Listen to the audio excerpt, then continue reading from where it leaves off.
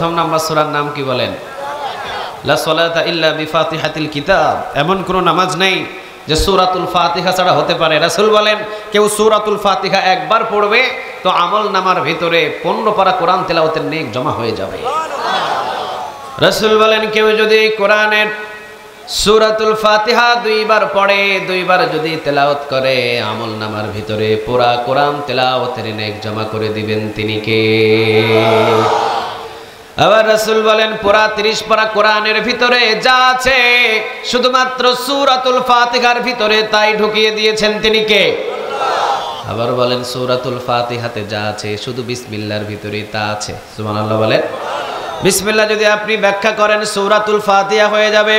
সূরাতুল ফাতিহাটারে যদি আপনি ব্যাখ্যা করেন 30 পারা কোরআন হয়ে যাবে। 30 পারা কোরআনটারে যদি আপনি ব্যাখ্যা করেন সূরাতুল ফাতিহা, 30 পারা কোরআনটারে যদি আপনি সংকীর্ণ করেন সূরাতুল ফাতিহা হয়ে যাবে।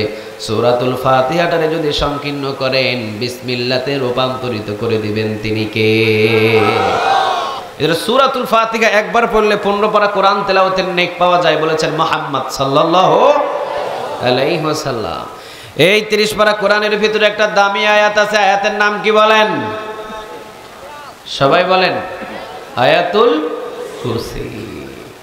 মান ক্বারা আয়াতুল কুরসি ফি দুবুরি কুল্লি সালাতিন মাকতুবাহ লাম ইয়ামনাহু মিন দুখুলিল জান্নাহ ইল্লা আইয়ামুত। রাসূল সাল্লাল্লাহু আলাইহি ওয়াসাল্লাম বলেন সূরা বাকারার ভিতরে আয়াতুল কুরসি নামের একটি আয়াত আছে। যে ব্যক্তি প্রত্যেক ফরজ নামাজের পর আয়াতুল কুরসি পড়বে ওই ব্যক্তিটা সোজা জান্নাতে চলে যায়। মৃত্যুটা বাধা হয়ে থাকে, লোকটা মরলেই জান্নাতে ঢুকাইয়া দিবেন তিনি কে? কোন নামাজের পরে? সবাই বলেন কোন নামাজ? তাহলে আজ থেকে আসসালামু আলাইকুম ওয়া রাহমাতুল্লাহ, আসসালামু আলাইকুম ওয়া রাহমাতুল্লাহ, আল্লাহুম্মা আমিন বিরহমাতিকা ইয়া আরহামার রাহিমিন মারে দৌড়। ঠিক না বে ঠিক? ও মিয়া আপনি মোনাজাত করেন কোনো অসুবিধা নাই, করেন কিন্তু একটু পরে করেন না। আপনি সালাম ফিরান, সালাম ফিরানোর পরে একবার আওয়াজ দিয়ে পড়বেন আল্লাহু আকবার। বলেন তো দেখি কি বলবেন? হয় না আরো জোরে বলেন। 3 বার পড়বেন আস্তাগফিরুল্লাহ, আস্তাগফিরুল্লাহ, আস্তাগফিরুল্লাহ। এরপরে আঙ্গুলের গিরায় গিরায় পড়েন সুবহানাল্লাহ, সুবহানাল্লাহ, সুবহানাল্লাহ। আবার 33 বার পড়েন আলহামদুলিল্লাহ, 33 বার পড়েন লা ইলাহা, একবার পড়েন লা ইলাহা ইল্লাল্লাহ ওয়াহদাহু লা শারীকা লাহু লাহুল মুলকু ওয়া লাহুল হামদ ইউহয়ী ওয়া ইউমীতু ওয়া হুয়া আলা কুল্লি শাইইন কাদির। পড়েন এগুলো। এরপরে আয়াতুল কুরসি পড়েন, এরপরে একা একা মোনাজাত করেন, কোনো অসুবিধা হবে? আর জোরে বলেন হবে হবে। একা একা মোনাজাত করেন কোনো অসুবিধা নাই। রাসূল তো একা একাই কার কাছে হাত তুলতেন? আর জোরে বলেন কার কাছে? আজকে আমরা মোনাজাতের ঠেলা ঠেলি মসজিদ বানাইছি 3টা। একই গ্রামে মসজিদ কয়টা? 3টা। এক এলাকায় মাহফিল করতে গেলাম, দেখলাম যে এখানে মাগরিবের আজান দেয়, ওই জায়গা থেকে আওয়াজ আসে, ওই জায়গা থেকে আওয়াজ আসে। বললাম ব্যাপার, এতগুলো মসজিদ মানে? কয় হুজুর আগে ছিল মসজিদ একটা, মোনাজাতের ঠেলা ঠেলিতে মসজিদ হয়েছে 3টা। আমি বললাম ব্যাপারটা কি বলেন তো দেখি। কয় ওই পাড়ার মসজিদে মোনাজাত হয়, ওই পাড়ার মসজিদে মোনাজাত হয় না, আমাদের এটাতে মাঝে মাঝে হয়, মাঝে মাঝে হয় না।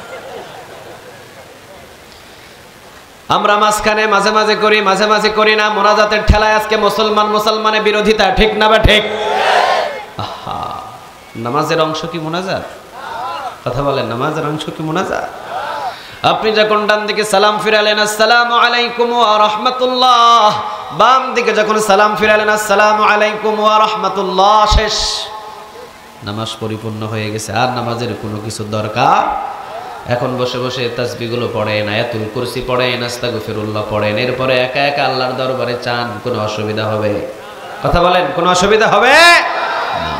কিন্তু আমাদের এখন পরিস্থিতি এমন, নামাজ হলো 3 মিনিট, মোনাজাত 30 মিনিট। আছে না নেই? আরো জোরে বলেন আছে না নেই? অথচ রাসূল বলেছেন যে ব্যক্তি নামাজের ভিতরে একটা হরফ তেলাওয়াত করবে, কয়টা হরফ বলেন? আরো জোরে বলেন কয়টা? রাসূল বললেন যে ব্যক্তি নামাজের ভিতরে একটা হরফ তেলাওয়াত করবে 101 হরফের ভিতরে নেক আমল নামায় জমা করে দিবেন তিনি কে? নামাজের যদি বাহিরে পড়েন কোরআনের একটা হরফ হয়তো আপনি 10টা পাবেন, 10টা নেক পাবেন। আর নামাজের ভিতরে যদি একটা হরফ তেলাওয়াত হয় 100 করে প্রতি হরফে নেক জমা করে দিবেন কে? তিনি।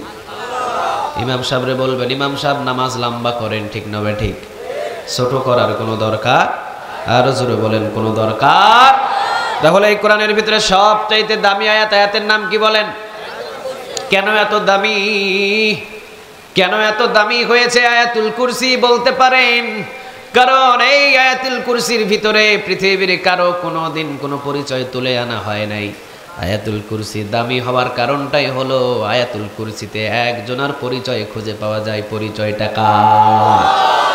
আল্লাহু লা, পড়েন, আল্লাহু লা ইলাহা ইল্লা হুয়া আল হাইয়ুল কাইয়্যুম লা তাখুযুহু সিনাতুন ওয়ালা নাওম লাহু মা ফিস সামাওয়াতি ওয়া মা ফিল আরদি মান যাল্লাযী ইয়াশফা'ু 'ইনদাহু ইল্লা বিইযনিহি ইয়া'লামু মা বাইনা আইদিহিম وما خلفهم ولا يحيطون بشيء من علمه إلا بما شاء وسع كرسيه السماوات والأرض ولا يؤوده حفظهما وهو العلي العظيم কার কথা?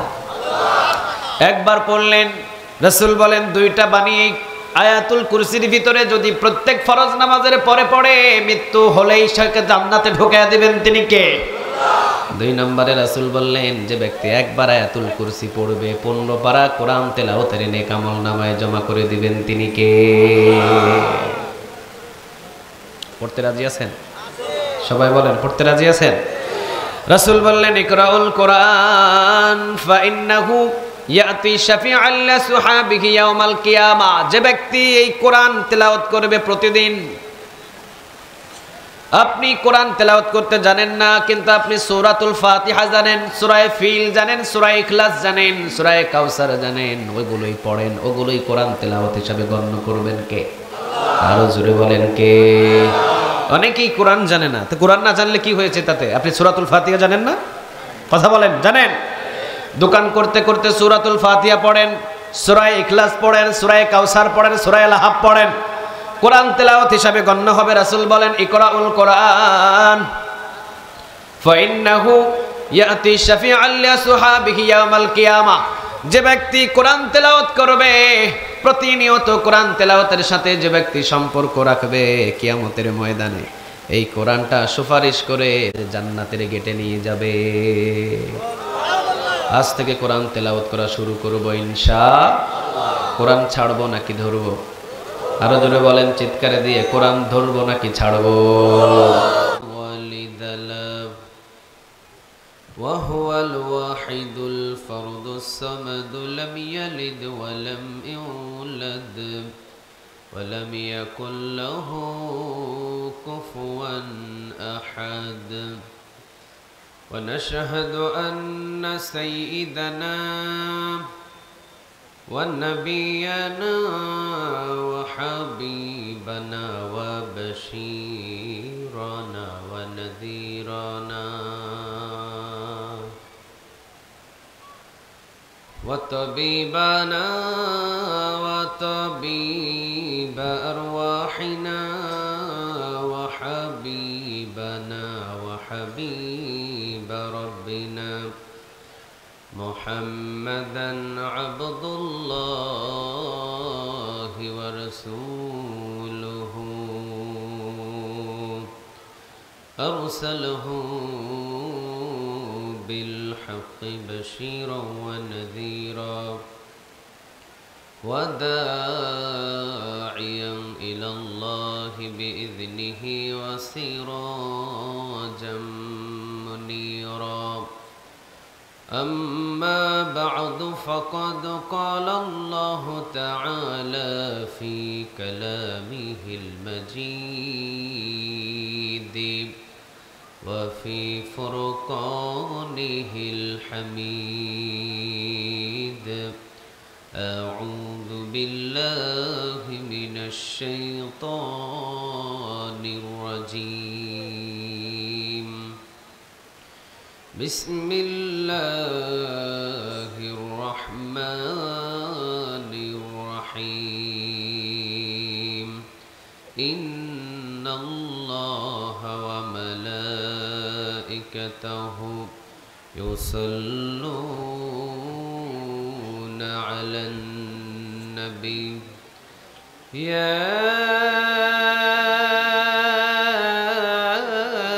أيها الذين آمنوا صلوا عليه وسلموا تسليما اللهم صل على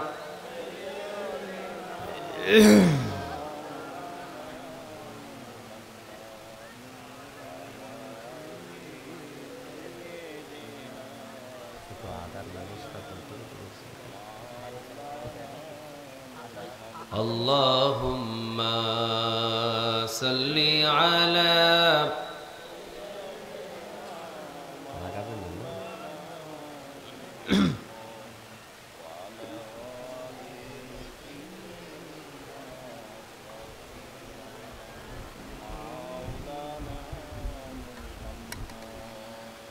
হাজার ব্যথা বেদনার পরে ফিরে আসনি তুমি আপন ঘরে দিনের আলো তুমি ছড়িয়ে দিতে চলে গেলে মদিনায় মক্কা ছেড়ে হে রাসূল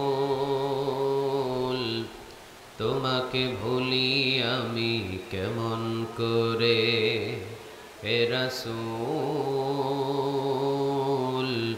তোমাকে ভুলি আমি কেমন করে খেয়ে না খেয়ে দিন প্রচারের কাজে নিজেকে দিয়েছ বিলিয়ে তাই ফের কাফেরেরা চিনল না সে আলো দুষ্টু কাফেরদের পিছু দিল লেলিয়ে পাথরের আঘাতে ক্ষত বিক্ষত হয়ে সারা শরীর থেকে রক্ত ঝরে হে রাসূল তোমাকে ভুলি আমি কেমন করে হে রাসূল তোমাকে ভুলি আমি কেমন করে আল্লাহুম্মা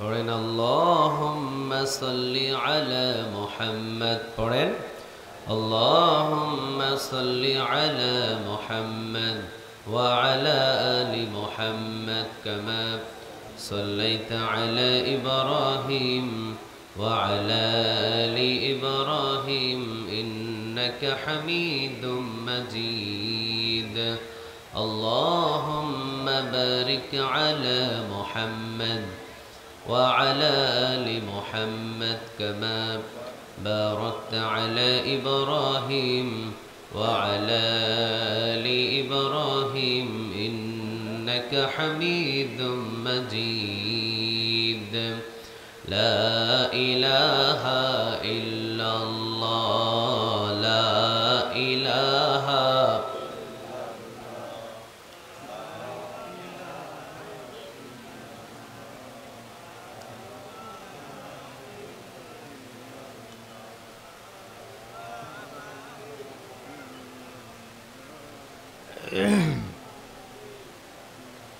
লা ইলাহা ইল্লাল্লাহ, লা ইলাহা। আল্লাহ নামের জিকির করবে যারা, আল্লাহর প্রিয় বান্দা তারা, আল্লাহর প্রিয় বান্দা যারা, জান্নাতে প্রবেশ করবে তারা। জোরে লা ইলাহা।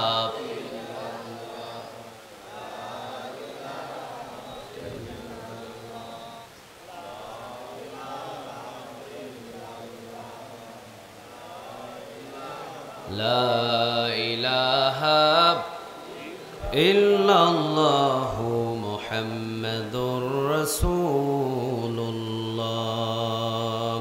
সাল্লাল্লাহু আলাইহি ওয়াসাল্লাম। ঠাকুরগাঁওবাসী আপনারা সবাই কেমন আছেন?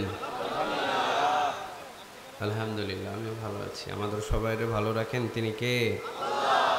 আমাদের সবাইরে সুস্থ রাখেন তিনি কে? কেউ যেটা পারে না সেটা পারেন কে? কেউ যেটা দেখে না সেটা দেখেন কে? কেউ যেটা শোনে না সেটা শোনেন কে? কেউ যেটা বোঝে না সেটা বুঝেন কে? সে আল্লাহর প্রতি নিয়ামতের শুকরিয়া আদায় করে পড়ছি আলহামদুলিল্লাহ। পড়ছি রব্বানা লাকাল হামদ হামদান কাসীরান তাইয়িবান মুবারাকান ফি। পড়েন আল্লাহু আকবার কবীরা, আলহামদুলিল্লাহি কাসীরা, সুবহানাল্লাহি বুকরাতাও ওয়া আসীলা, সুবহানাল্লাহি ওয়া বিহামদিহি আদাদা খালকিহি ওয়া রিদা নাফসিহি ওয়া জিনাতা আরশিহি ওয়া মিদাদা কালিমাতি। পড়েন লাকাল হামদ বিল কুরআন, লাকাল হামদ বিল ইসলাম, লাকাল হামদ বিআসমাইক হুয়া লাকা বিহি সামাইতুহু, লাকাল হামদ ইয়া রাব কামা ইয়ানবাগি লিজালালি ওয়াজহিক ওয়া আযীমি সুলতানিক। প্রশংসাগুলো করলাম কার? আমরা সব জায়গায় প্রশংসাগুলো করব কার? খাওয়ার শুরুতে কার? খাওয়ার শেষে কার? ঘুমাইতে গেলে কার? ঘুম থেকে যখন জাগি তখন কার? রাস্তাঘাটে চলার সময় কার?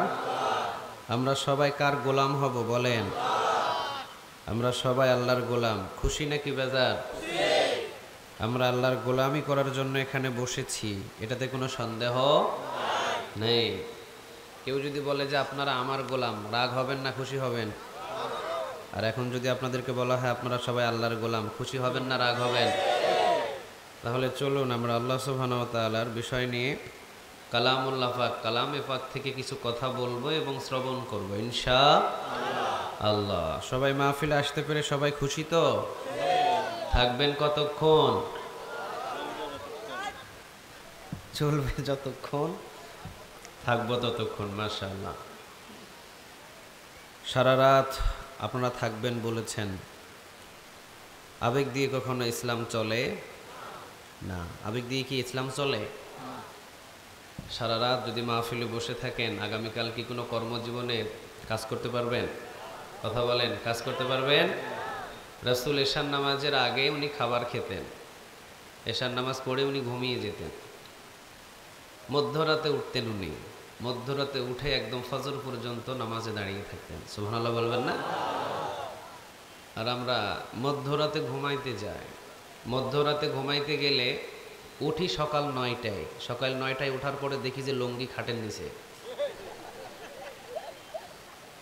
এটা হলো আমাদের এক একজনের পরিস্থিতি। এভাবে কি জীবন চললে আখেরাতে কি সফলতা কাম করা যাবে বলে?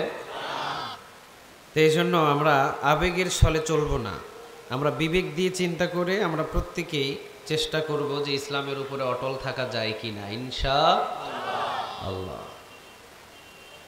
আমরা যারা কোরআনের মাহফিলে বসেছি একটু ধৈর্য নিয়ে কিছু সময় বসবো, কারণ কোরআনের সামনে উঠাউঠি করা যায় না। কোরআনটা হলো একটা সম্মানিত কিতাব, ইন্নাহু লাকুরআনুন কারীম। সূরা ওয়াকিয়াতে আল্লাহ সুবহানাহু ওয়া তাআলা বলছেন এটা হলো একটা সম্মানিত কিতাব, যে এই কোরআনটাকে ট্রাস্ট করে তার সম্মান আর তার মর্যাদা আকাশচুম্বী করে দেন তিনি কে? আপনাদের প্রত্যেকের ঘরে ঘরে দেখবেন কোরআন তেলাওয়াত করার জন্য কিছু রেহেল থাকে। রেহেল থাকে না? কথা বলেন, থাকে? এই রেহেলের দাম কত? 30 টাকা, 40 টাকা, 50 টাকা, ধরে নিলাম 100 টাকা। কত টাকা? 100 টাকার একটা রেহেল। প্রতিদিন কোরআনটা তেলাওয়াত করে ওই রেহেলের উপরে। কোরআনটা 24 ঘন্টা রেহেলের উপরে থাকে। ঘরের ভিতরে খাট বানাইছেন না সবাই? কারো কারো ঘরে 40,000 টাকার খাট আছে না নেই? 30,000, 25,000। রেহেলের সাথে যদি লাথি লাগে কি করেন? খাটের সাথে যদি লাথি লাগে কি করেন? আরো দূরে লাথি মারেন না? কোনো সালাম আছে? দাম বেশি কিন্তু। সেগুন কাঠ কত দামি দিয়ে কিনেছেন এটা, কত দাম কত টাকা খরচ করেছেন, বার্নিশ করেছেন, লাথি লাগলে সালাম নাই। আর ওইদিকে 100 টাকা দিয়ে একটা রেহেল কিনেছেন, ওইটাতে যদি লাথি লাগে সালাম করেন। বুঝতে হবে সম্পদ থাকলেই যে ধনী হলেই যে সম্মান বাড়ে এটা আসল কথা নয়। যে কোরআনের সাথে সম্পর্ক থাকে তার সম্মান মর্যাদা আকাশচুম্বী হয়, ঠিক না বেটি?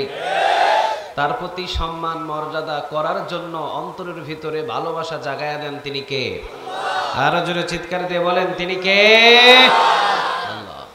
আমাদের বাড়ি নেই, আমাদের গাড়ি নেই, আমাদের টাকা নাই, আমাদের সম্পদ নাই, আমরা কোনো কোম্পানির মালিক নই, কিন্তু আমরা কোরআনের কথা বলার প্রশ্নেওয়ালা, অর্থাৎ আপনাদের কাছে কোরআনের কথাগুলো পৌঁছে দেওয়ার একজন গোলাম।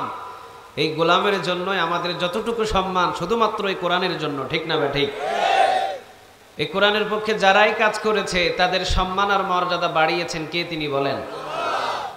তাহলে 100 টাকা দিয়ে রেহেল কিনলেন, ওইটাতে সালাম করেন। 30,000 টাকার খাট ঘরে আছে, একই কাঠ, সালাম নাই। বোঝা যায় 24 ঘন্টা কোরআনের সাথে রেহেলের মতো লেগে থাকলে ওই রেহেলের যেমন সম্মান বেড়েছে, আপনার আর আমার সম্মান কোরআনের সাথে লেগে থাকলে বাড়িয়ে দিবেন তিনি কে? আর যদি কোরআনের বিরোধিতা চলেন, আবু জেহেল, আবু লাহাব, উতবা, শাইবা, মুগিরা যেমনটা ধ্বংস হয়েছে, এইরকম ধ্বংস করতে কি আল্লাহ কি দেরি করবে? কথা বলেন, দেরি করবে? মনে রাখবেন, আবু জেহেল নাম সারা বিশ্ব মিলে একটা খুঁজে পাওয়া যায় না। আছে নাকি মাঠে আবু জেহেল? থাকতে পারে, হাত তুলেন দেখি কি আছে। আবু জেহেল নাম কার? 500 টাকা দিমু। কার আছে নাম আবু জেহেল? আবু বকর নাই, ওমর নাই, ওসমান নাই, আলী নাই। আহা, এটাই তো বোঝা যায় যে কোরআনের পক্ষে কাজ করেছে তার সম্মান আর তার মর্যাদা আকাশচুম্বী, আর যে কোরআনের বিরোধিতা করেছে তার বিশাল বড় দালানকোটা বাড়িটা আজকে টয়লেটে পরিণত হয়েছে, ঠিক না ঠিক? সম্পদ থাকলেই যে সম্মান পাওয়া যায় এটা ভুল কথা। কোরআনের সাথে যে লাগে তার সম্মান আর মর্যাদা আকাশচুম্বী করে দেন তিনি কে? ইন্নাহু লাকুরআনুন কারীম। কোরআনটা হলো সম্মানিত কিতাব। যে কোরআনের পক্ষে থাকবে, যে কোরআনের পক্ষে কথা বলবে, যে কোরআনের জন্য হামলা খাবে, যে কোরআনের জন্য মামলা খাবে, যে কোরআনের জন্য ফাঁসির মঞ্চে উঠবে, আল্লাহর পক্ষ থেকে দুনিয়াতে তার সম্মান বাড়তে থাকবে।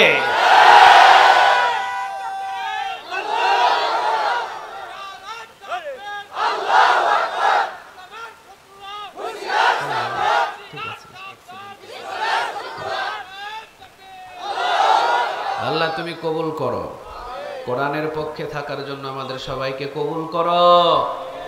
কোরআন ছাড়া আমাদের কাছে শ্রেষ্ঠ কোনো কিতাব আর একটাও আছে বলেন? আরো জোরে বলেন, আছে? কোরআনের জন্য যারাই জীবন দিয়েছে তাদের সম্মান বেশি না কম? আপনারা কি সবাই কোরআনের জন্য জীবন দিতে প্রস্তুতি আছেন? সবাই কোরআনের পক্ষে কাজ করতে রাজি আছেন? দেখি আপনাদের আওয়াজটা কি রকম হয়। কোরআনের পক্ষে যারা আছেন তারা তাকবীর দিবেন, লিল্লাহে তাকবীর, লিল্লাহে তাকবীর, লিল্লাহে তাকবীর। আর কোরআনের বিরুদ্ধে যারা আছেন তারা তাকবীর দেন, লিল্লাহে তাকবীর।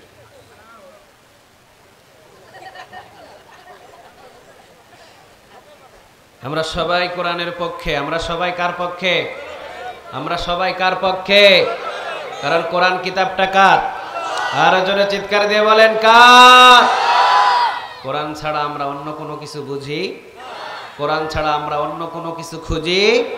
কোরআন আছে যেখানে আমরা থাকবো, কোরআন নাই যেখানে সেখানে আমাদের খুঁজে পাওয়া যাবে। তাহলে চলেন আমরা এই পবিত্র কোরআন থেকে, সম্মানিত কোরআন থেকে আমরা কিছু কথা বলার চেষ্টা করব। পদমপুর না, উমরাডাঙ্গি বাজার নুরানি ও হাফিজিয়া মাদ্রাসা হাফেজ ছাত্রদের দস্তরবন্দি উপলক্ষে তাফসিরুল কোরআন মাহফিল। আচ্ছা, হাফেজ ছাত্রদের তো দস্তরবন্দি হবেই, এটা তো স্বাভাবিক। ওনাদের মাথায়, হাফেজদের মাথায় পাগড়ি বাঁধা হবে, তাদের জন্য দোয়া থাকবে। কিন্তু আমাদের নিয়ত করতে হবে যে এই মাহফিলটা হলো মানুষদের ঈমান বাড়ানোর জন্য, ঠিক না বে ঠিক? এক এলাকায় মাহফিল শুনতে গেলাম, ওনারা বলছেন যে কালেকশনের মাহফিল। কি লিখছে? মানে দিবেন আর চলে যাবেন। প্রথমে নিয়ত এটা নো, আমাদের নিয়তটা থাকতে হবে এরকম যে কোরআনের মাহফিল দিয়েছি এই জন্য যে যারা কোরআন শুনে বেনামাজি ছিল তারা নামাজি হবে, যারা জেনাখোর ছিল তারা মা বোনদের ইজ্জতের পাহারাদার হবে, ঠিক না বা ঠিক?